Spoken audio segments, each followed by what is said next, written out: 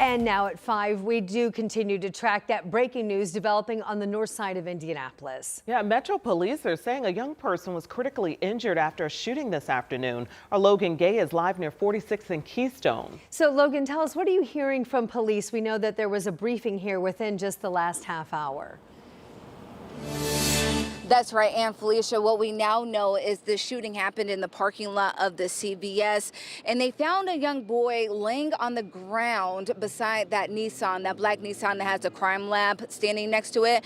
They say that the shooting happened, they believe, inside the vehicle. They took the boy to the hospital, and they say he is in critical condition. Now, as you can see, it's still a very busy scene over here as detectives go through the scene. But what we also know, again, is that they are investigating whether the shooting was accidental. Police say that this is a sad situation for everyone. It's summertime. We want juveniles or kids, for that matter, should be out enjoying a nice day. However, we're having to deal with this, and it's certainly concerning and certainly disturbing. And so our prayers are with this particular family and all those involved. So they say they will be out here during their investigation for some time. So if you're in the area, expect some slower traffic as they continue this investigation. But they want the community to know that they don't believe that there is any danger to the community. Once we get more information about the victim, we will get that to you as soon as possible. And Felicia? All right, Logan reporting live for us tonight near 46 in Keystone, and we're going to stay on top of this story as developments come in, and we'll bring you the latest update on all of our platforms.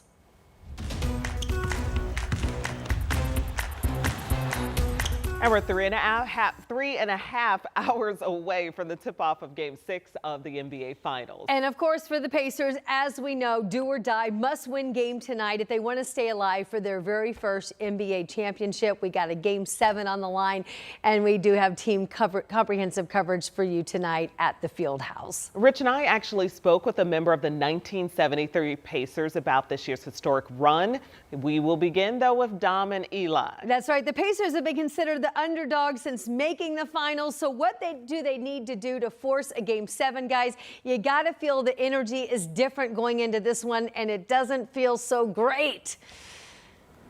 You hit the nail on the head right there, Anne-Marie. It does feel like a different energy. Obviously, it's high stakes. You got to force a Game 7. I mean, those are the two best words in sports. That's the opportunity you have tonight. But with the lingering questions over Tyrese Halliburton's health status and how he played in Game 5 and just how the Pacers played in general in Game 5, Eli, I think she's right. You don't have great feelings going into this game. And I was saying just before we're doing this hit, when you look behind us, there's maybe 2 fans down there right now, and usually around this time, it's starting to fill up a little bit. So I think the vibe, like you mentioned, it feels a little, I don't want to say eerie, I think that's a little dramatic, but it's more so like, well, it was a good run, like it kind of feels like that. But, and then, yeah, you mentioned Tyrese being out and his status heading into this one, unsure, certainly not going to be 100%. When he scores 20 points, that's when the Pacers do well. They're 12-3 when he scores 20 or more in this postseason. I think it's 8-11 when he doesn't. So it's a big miss, but certainly, hopefully, that he's able to take the floor at least. Yeah, game time decision. This much we know for sure. He's getting some action out on the court right now as we speak, seeing how he feels. Look, I believe that if it's up to Tyrese Halliburton, he will be playing in Game 6 here tonight. The stakes are too high. This doesn't come around every year. If he's able to walk, I imagine he will play. And obviously, his presence on the court is extremely meaningful for this Pacers team and their success in forcing a potential Game 7 back in Oklahoma City. It's the NBA Finals. We've said it ad nauseum. The stakes are extremely high. TJ McConnell and Obi Toppin on the status of their star, with or without him. We're talking about an All-NBA type guy. If he's not 100%. So you miss a lot of his playmaking and the stuff that he does for us, and we all just have to pick up the slack and help him out. We got soldiers on this team. We're going to try and play through any type of injuries or anything. Ty's a soldier. He's most likely going to be good. We don't know yet, but we'll see how that goes tomorrow. So you always got to have that next man up mentality. That's what sports is, right? But when it is your superstar who's going to be, you're not sure how effective he's going to be. We did talk to Tony after Game 5, and he said even if he's out there, he could be more of a decoy. Like the Thunder are going to have to account for him on the floor, but as you heard them say, they got to lift their game up as well. No question about it. Obviously, energy, it's got to be high from the fans in Gainbridge Fieldhouse, from this team. It's not over till it's over. That's especially right. with this Pacers team. We'll see what they got for us tonight. We're inside Gainbridge Fieldhouse. Let's check outside with Rich Nye, the Pacers guy. How are we doing? I'm doing great tonight. Welcome to Morris Bicentennial Plaza.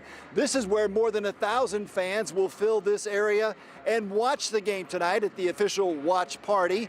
Now, fans pay $20 a pop to be outside the arena tonight watching the game here. That is sold out, and again, you do have to have a ticket to get in here just to watch on TV, and the gates will open at 6:30 for this watch party. Of course, the Pacers have never won an NBA championship. They waited 25 years just to get back to the NBA Finals, but the Pacers have not won a championship period in 52 years.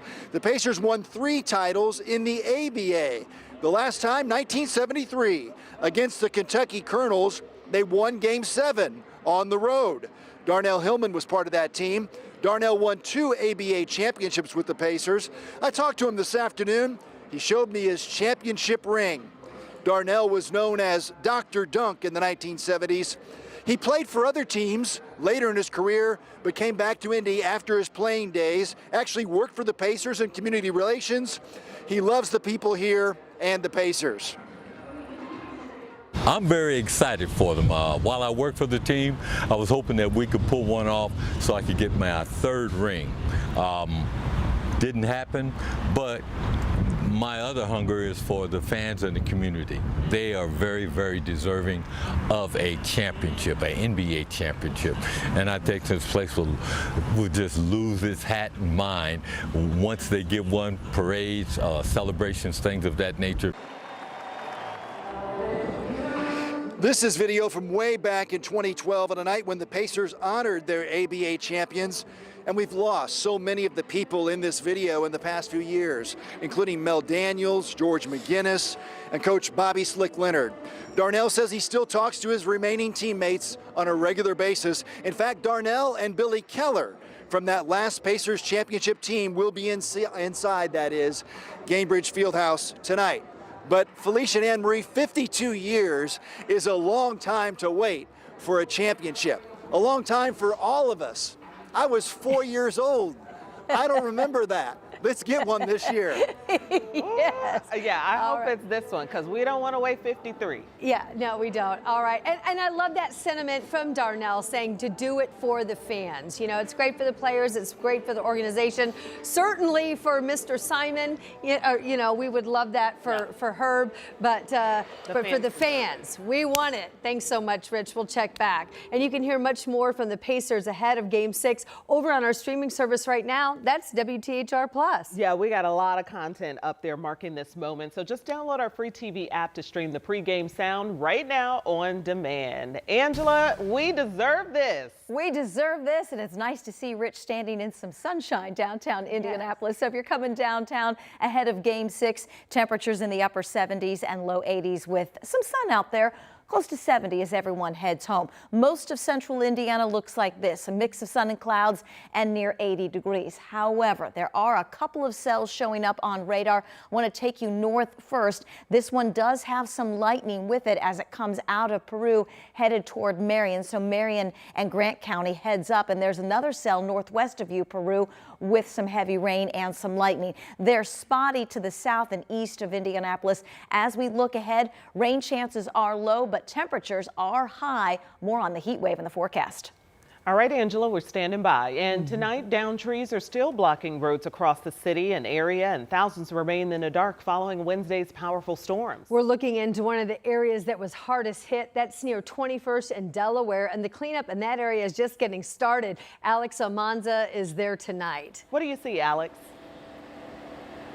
Yeah, well, DPW crews actually just got here near 21st and Delaware. I just kind of want to show you what they're doing. They've got a wood chipper here, and what they're doing is they're using this winch to kind of pull pieces of this tree apart and into the wood chipper. Now, this is a big effort. This tree has been here for almost 24 hours now, but either way, many neighbors here say that they're just glad no one was hurt when this tree came crashing down last night. Now, neighbors say that one person was in their car when it fell down. Thankfully, that person took shelter in a nearby home. But several crews around town have been cleaning up both residential and public areas. We even saw 2 volunteers who tried to clear a roadway before stopping once they saw power lines. Neighbors say it's Midwestern events like this that gives them an edge. Seeing it this morning, not too big of a deal, but it's kind of nice because it's quieter right now. I guess just be careful. Turn on 21st Street. We'll take good care of you. Well, neighbors say that they've seen multiple cars divert onto side streets, creating a bottleneck, but people near 21st and Delaware say they're glad no one was hurt. They're just hoping this roadblock is, obviously, a lot of neighbors say that this roadblock, kind of a little bit of annoying, but I'm sure they're glad now seeing that it is now being taken apart and it's going to be out of the roadway. Meanwhile, some of those AES numbers that we mentioned earlier in terms of power outages, AES says that just under 20,000 customers are still without power, and they're working around the clock to make sure that that power restoration goes smoothly. All right, Alex Almanza reporting there. It's so fortunate to see the tree fall in the right direction. Right, and not crash on one of the houses there. All right, Alex, thanks so much. In one of his earlier reports, Alex had mentioned that it could be a matter of days, too, until all that power is restored. So do keep that in mind, too.